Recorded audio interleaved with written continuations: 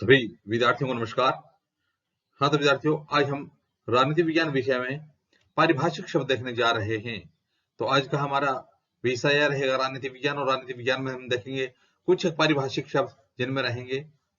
पहला है संविधान क्या है, इसी प्रकार से उसके बाद में है धारा क्या है, संविधान सभा क्या है, प्रारूप क्या है, दर्शन क्या है, प्रस्तावना क्या है और देशद्रोह क्या है। ये जो पारिभाषिक शब्द हैं उनको आज हम देखेंगे। तो शुरू करते हैं विद्यार्थियों आज के पारिभाषिक शब्द। विद्यार्थियों सबसे पहले देखते हैं पारिभाषिक शब्दावली में संविधान क्या है। संविधान क्या है तो देखिए विद्यार्थियों, देश का सर्वोच्च कानून संविधान है। संविधान क्या है? देश का सर्वोच्च कानून ही संविधान है। तो देश के सर्वोच्च कानून को क्या कहा जाता है? संविधान कहा जाता है। इसके अलावा इसमें किसी देश की राजनीति और समाज को चलाने वाले मौलिक कानून होते हैं। इसके अलावा संविधान में किसी देश की राजनीति और समाज को चलाने वाले मौलिक कानून होते हैं। किसको चलाने वाले? राजनीति और समाज दोनों, राजनीति और समाज दोनों को चलाने वाले मौलिक कानून होते हैं। अगला शब्द है धारा क्या है। धारा क्या है तो देखिए विद्यार्थियों, किसी दस्तावेज का खास हिस्सा, कोई दस्तावेज है उस दस्तावेज का खास हिस्सा होता है, वो धारा कहलाता है या अनुच्छेद कहलाता है। अगला हमारा शब्द है संविधान सभा क्या है। संविधान सभा क्या है तो देखिए विद्यार्थियों, जन प्रतिनिधियों की वह सभा जो संविधान लिखने का काम करती है, संविधान सभा कहलाती है। जन प्रतिनिधियों, संविधान सभा में जन प्रतिनिधि होते हैं, जन प्रतिनिधियों की वह सभा जो संविधान लिखने का काम करती है क्या कहलाती है? संविधान सभा कहलाती है।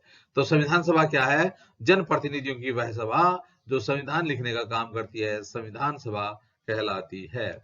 अगला हमारा शब्द है प्रारूप किसे कहते हैं। क्या है शब्द? प्रारूप किसे कहा जाता है तो देखिए विद्यार्थियों, किसी कानूनी दस्तावेज का प्रारंभ। हाँ तो विद्यार्थी, इससे पहले हमने जो देखा था वो हमारा शब्द था प्रारूप। प्रारूप क्या है तो देखिए विद्यार्थी, किसी कानूनी दस्तावेज का प्रारंभिक रूप, किसी कानूनी दस्तावेज का प्रारंभिक रूप क्या होता है? प्रारूप होता है। तो विद्यार्थियों, प्रारूप क्या है? किसी कानूनी दस्तावेज का प्रारंभिक रूप प्रारूप होता है। अगला हमारा शब्द है दर्शन क्या है। दर्शन क्या है तो देखिए विद्यार्थियों, किसी सोच और काम को दिशा देने वाले सबसे बुनियादी विचार दर्शन कहलाते हैं। तो दर्शन क्या है? किसी सोच और काम को दिशा देने वाले सबसे बुनियादी जो विचार होते हैं वो दर्शन होते हैं। दर्शन होता है। दर्शन के अंदर किसी सोच और काम को दिशा देने वाले बुनियादी विचार शामिल किए जाते हैं।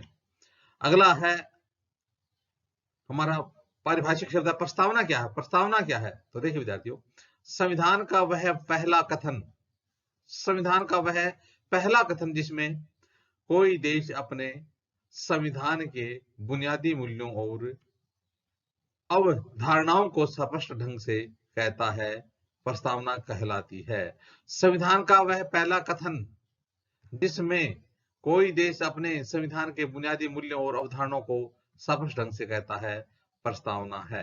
तो इस प्रकार से प्रस्तावना में संविधान का पहला कथन होता है जिसमें देश अपने संविधान के बुनियादी मूल्यों और अवधारणाओं को स्पष्ट ढंग से व्यक्त करता है।